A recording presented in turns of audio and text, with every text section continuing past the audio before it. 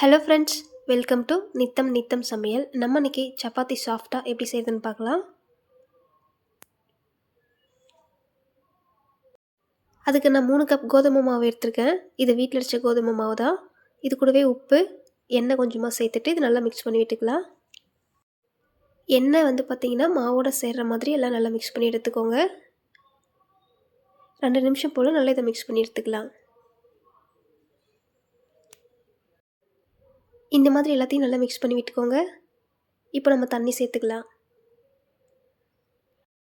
நம்ம பச்சை தண்ணிக்கு பதிலாக சுடு தண்ணி சேர்த்து பசைஞ்சோம்னா சப்பாத்தி நல்லா சாஃப்டாக வருங்க. தண்ணியை ஒட்டுக்கா சேர்க்காம கொஞ்சம் கொஞ்சமாக சேர்த்துக்கலாம்.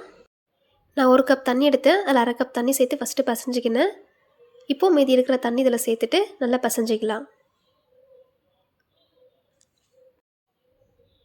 இப்போ இதில் இன்னும் கொஞ்சமாக தண்ணி சேர்த்து பசைஞ்சிக்கலாங்க.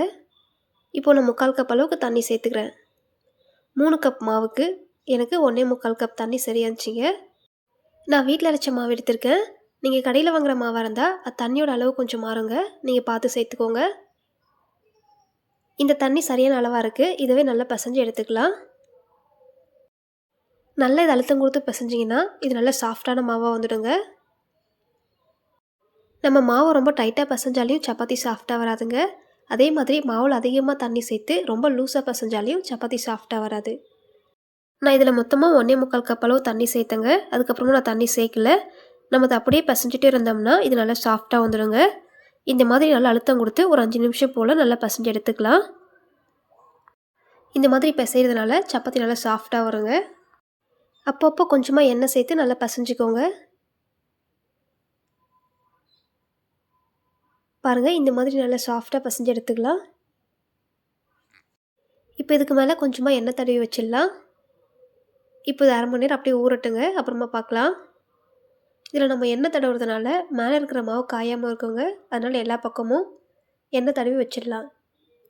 பாருங்கள், இவ்வளோ சாஃப்டாக நல்லா பிசைஞ்சு எடுத்துக்கோங்க.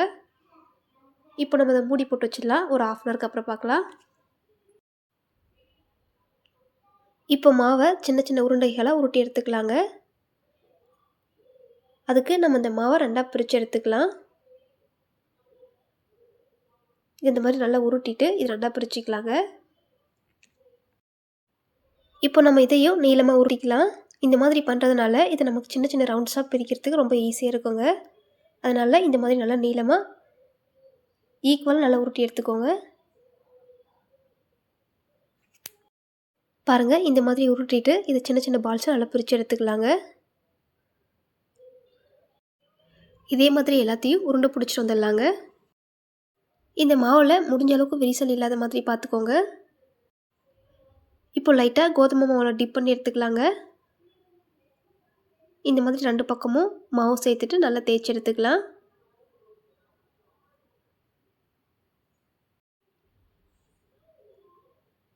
நமக்கு மாவு தேய்க்கும் போது ரொம்ப டைட்டாக இல்லாமல் இந்த மாதிரி நல்லா சாஃப்டாக இருக்கணுங்க. அப்போ தான் சப்பாத்தி பார்த்திங்கன்னா ரொம்ப சாஃப்டாக வரும். இது கூடவே கொஞ்சமாக எண்ணெய் சேர்த்து தேய்ச்சிக்கலாங்க.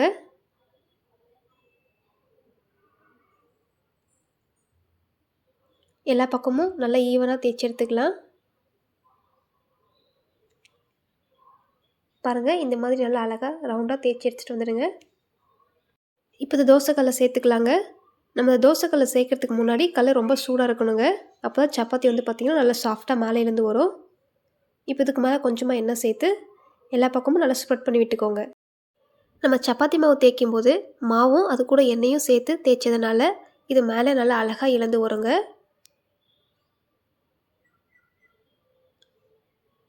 இப்போ இதை திருப்பி விட்டுக்கலாங்க. இந்த பக்கமும் கொஞ்சமாக எண்ணெய் சேர்த்து நல்லா ஸ்ப்ரெட் பண்ணி விட்டுக்கோங்க.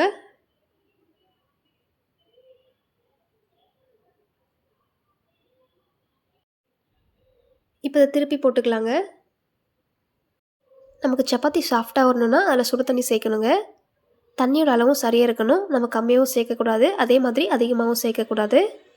இது நல்ல ஒரு 5 நிமிஷம் போல் மாவு பசைஞ்சிட்டு இருந்தோம்னா சப்பாத்தி ரொம்பவே சாஃப்டாக வந்துடுங்க.